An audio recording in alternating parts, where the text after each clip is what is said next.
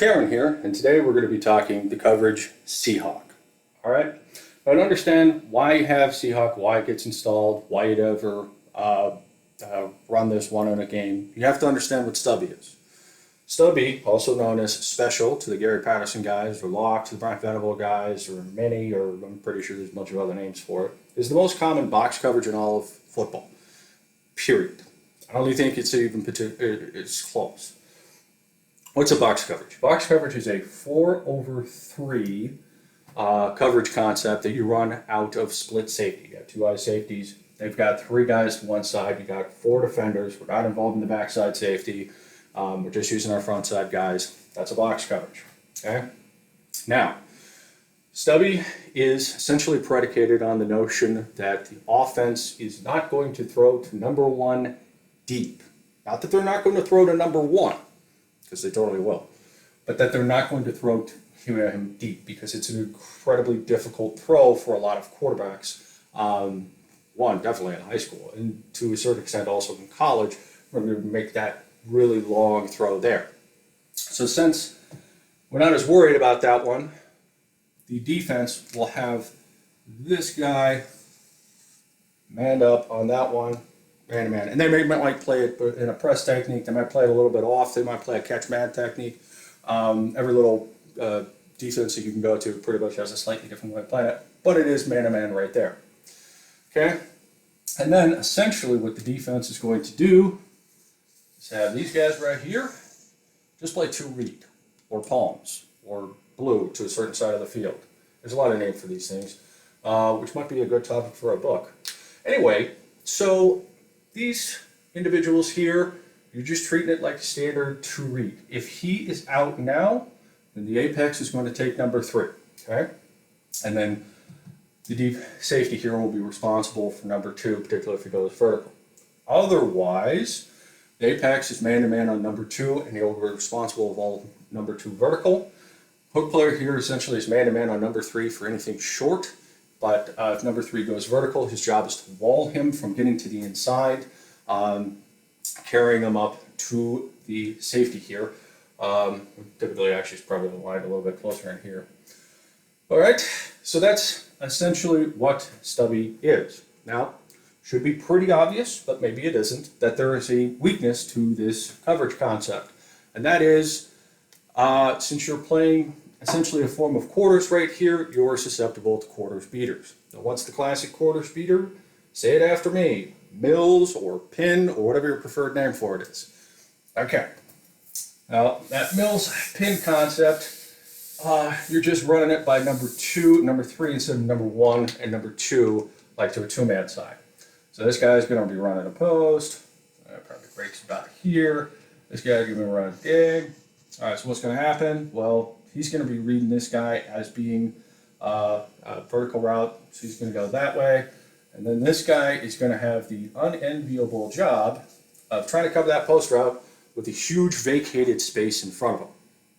Okay? And, you know, I know that there are techniques and all of that to be able to top this route and squeeze it down so you eliminate a lot of the space. But all in all, it's considered a quarters beater for a reason. It's tough. It's tough to match that one up.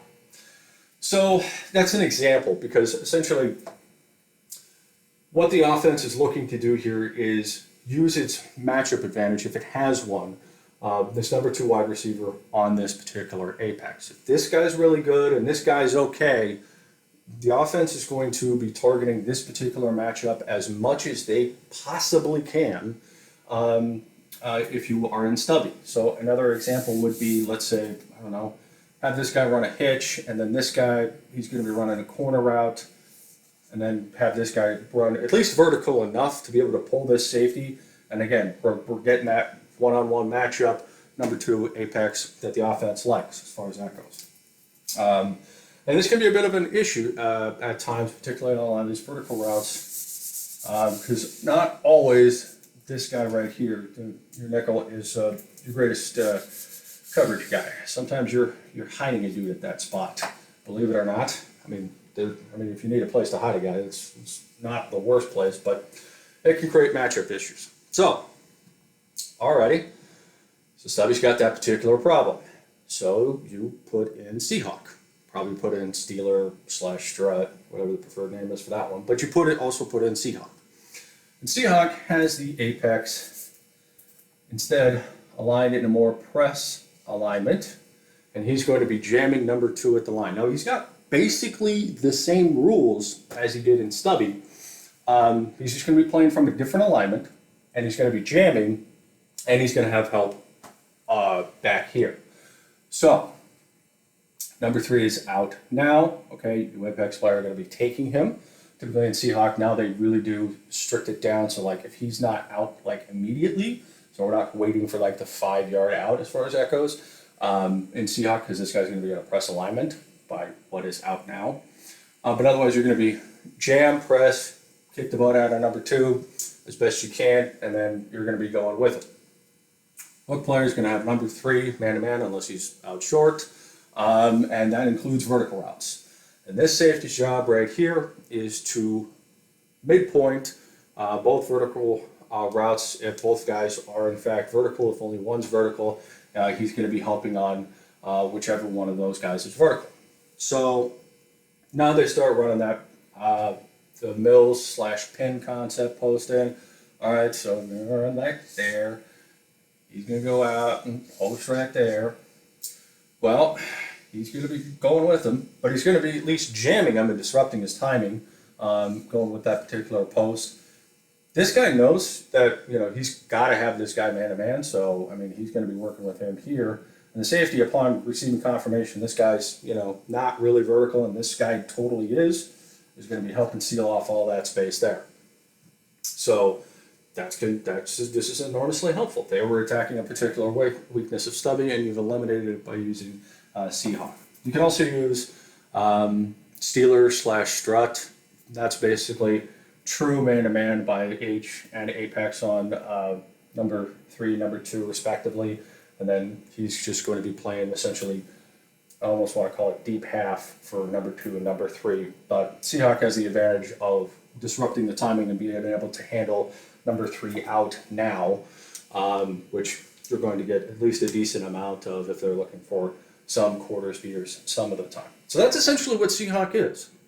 It's a specific answer to a specific problem. That is, the offense is going to use their matchup advantage of number 2 versus the apex there, where in Stubby, to try to connect on those vertical routes there. So you need a way to counter that. And Seahawk is a way of doing that. So is Steeler. That's why it's there. Disrupt timing, be able to take away number 3, and be able to give this guy help. So anyway, as always, hope you found this informative and enjoyable.